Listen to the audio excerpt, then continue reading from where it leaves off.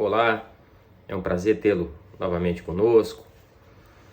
Hoje nós vamos continuar nas nossas reflexões acerca dos direitos e garantias fundamentais. Hoje nós vamos falar um pouquinho do inciso 4º do artigo 5º da Constituição. Eu reputo como um dos incisos, dos estudos bem árido do direito constitucional, por nós termos tantos detalhes, normas de cunho relativizados, de modo que eu começo dizendo que o estudo vai tratar da chamada manifestação, a liberdade da manifestação do pensamento. Diz assim o inciso 4º do artigo 5º da Constituição: é livre a manifestação do pensamento, sendo vedado o anonimato. Antes de começar a falar desse inciso, eu quero chamar a atenção de vocês para mais dois incisos que também estão contemplados no rol dos que nós chamamos das liberdades públicas da Constituição Federal, do artigo 5º dos direitos e garantias individuais. Diz o inciso 9º: é livre a expressão da atividade intelectual, científica e de comunicação, independentemente de censura ou de licença. E aí também diz o inciso 10: são invioláveis a intimidade, a vida privada, a honra e a imagem das pessoas. Três incisos que, para que a gente possa avaliá-los, muitas das vezes eles possuem naturezas antagônicas.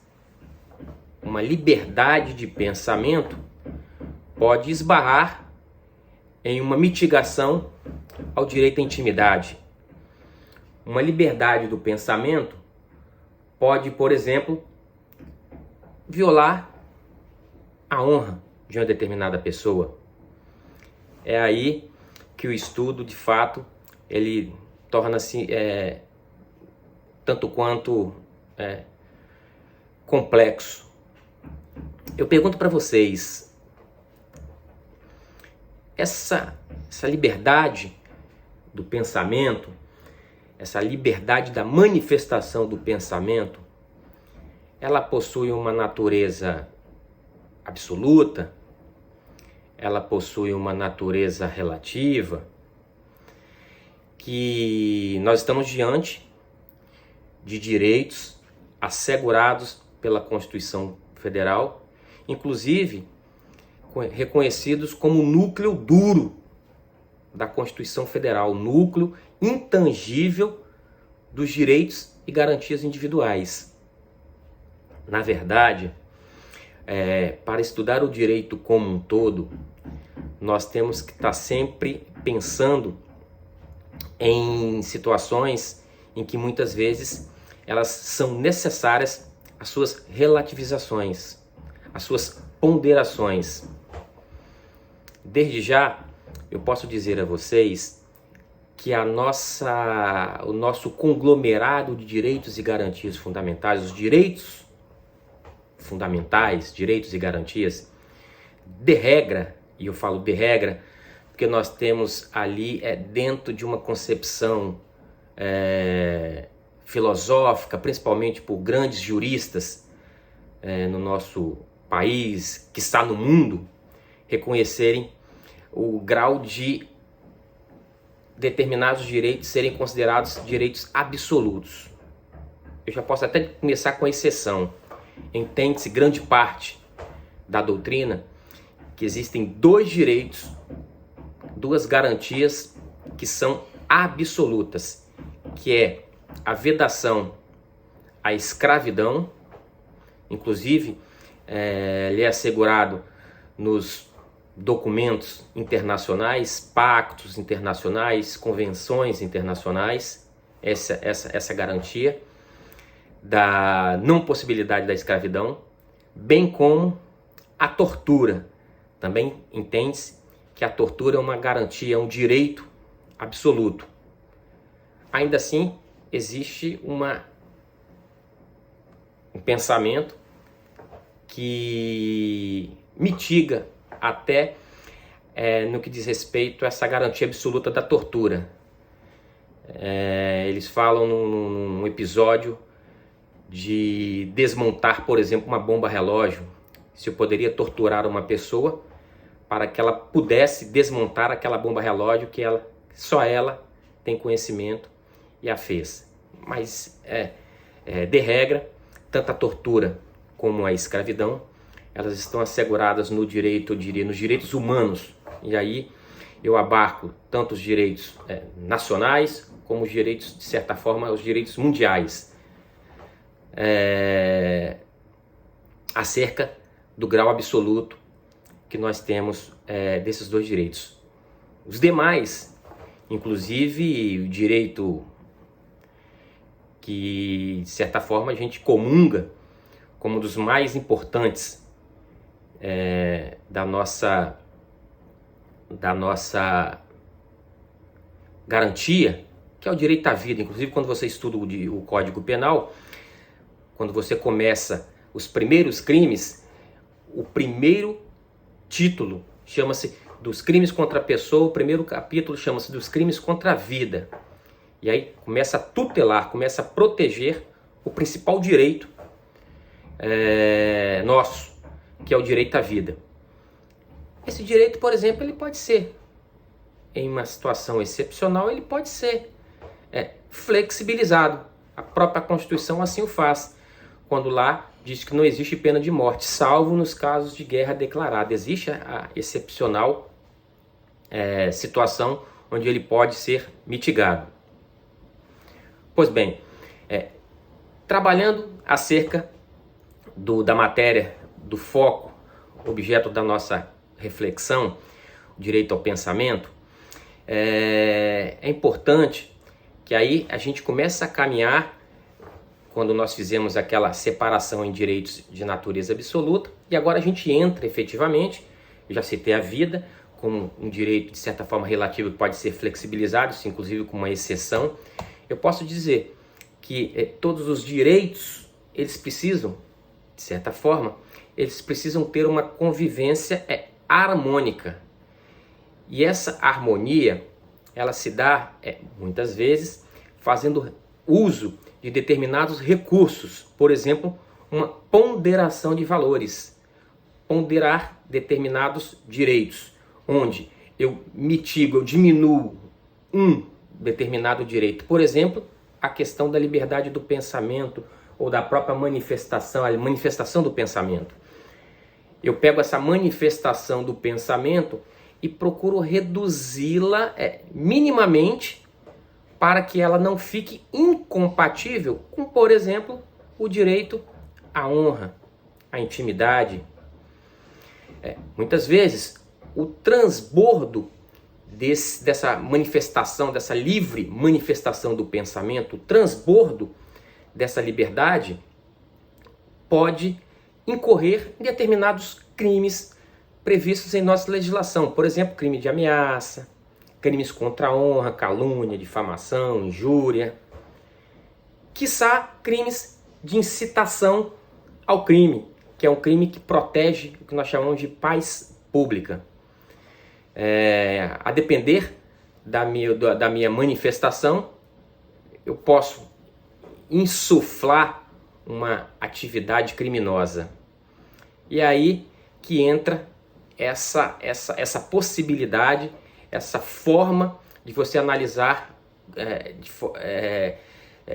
fazendo uma espécie de junção desses direitos, essas garantias individuais, fazendo com que elas consigam sobreviver, sendo que uma respeitando a outra.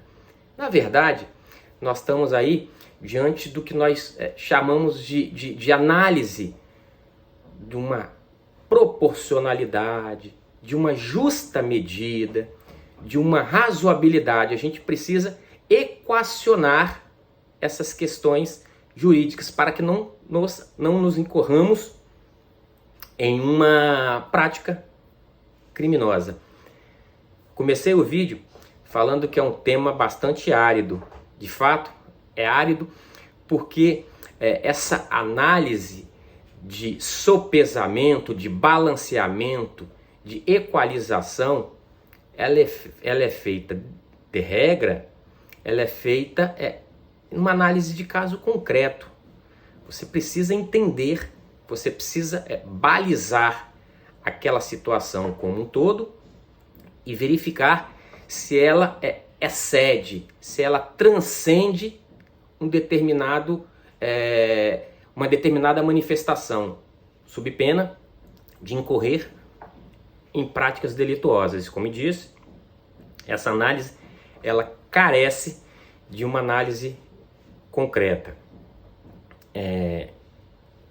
O STF, há bem pouco tempo, trouxe uma informação, quer dizer, trouxe um julgado, trouxe um entendimento para nós, que de certa forma a gente consegue corroborar um pouco da nossa reflexão, que foi o que nós chamamos de direito ao esquecimento. O direito ao esquecimento, ele está bem compatível com o direito penal.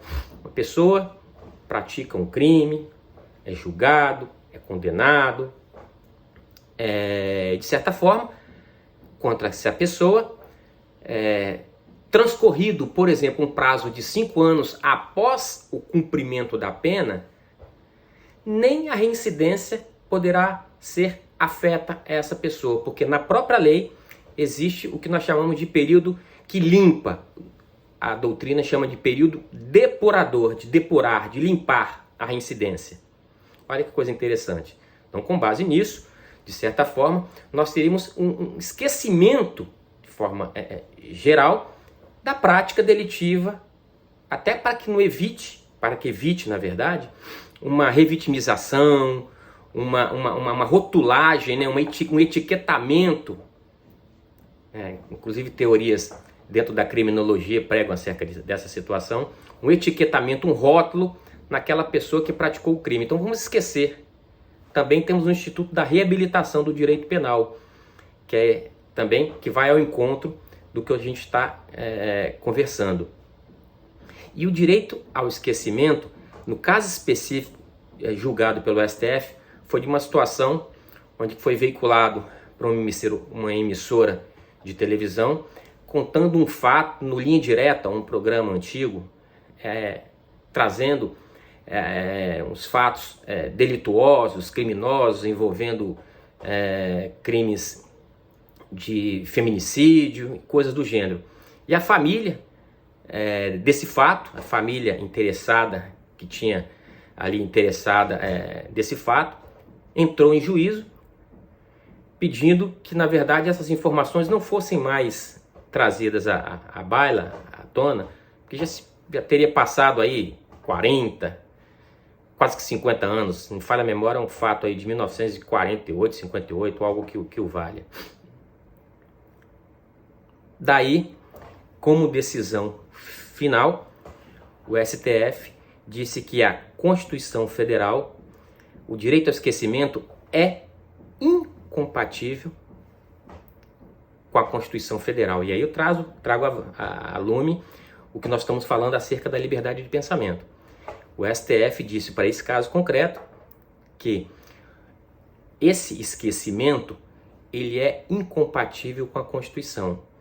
Porque, acima de tudo, esses fatos, um fato de certa forma criminoso, um fato com ranço de criminalidade exacerbada, deve ser informada a sociedade à luz da liberdade de informação, a liberdade de acesso aos dados, para que essa situação ela permeie na sociedade e que, de certa forma, iniba condutas similares.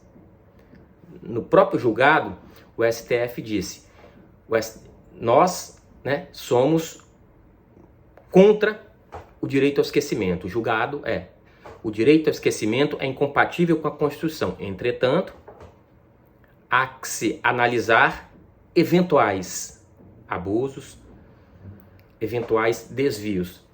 que serão punidos na forma da lei.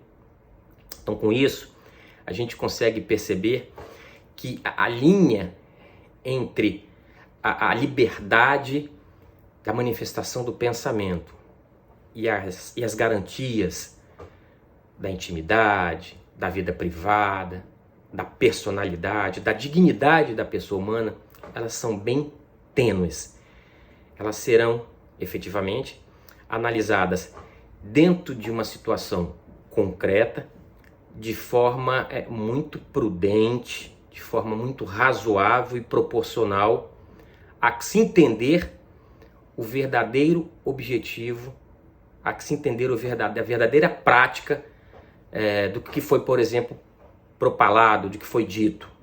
Se aquilo que foi dito tem natureza de uma manifestação, de uma opinião, ou se aquilo que foi dito, ela incita uma prática criminosa, ela ameaça efetivamente, ela tem uma natureza de uma especificidade num crime contra a honra, por exemplo, de injuriar, de difamar, ou algo que o valha.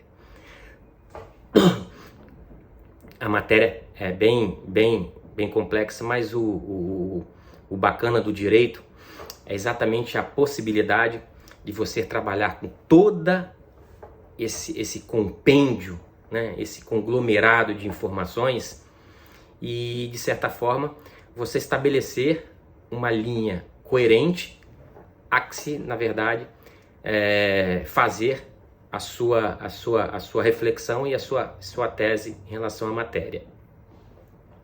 Se você acha que a nossa abordagem é uma abordagem que contribui de alguma forma com você em seus estudos, nos seus pensamentos, nas suas dialéticas, a gente está sempre procurando fazer uma conexão do direito, né? Hoje a gente trabalhou um pouquinho com a Constituição, trabalhamos com julgados do STF, trabalhamos com direito penal, alguns crimes aqui foram ventilados, foram citados, trabalhamos com convenções e pactos internacionais.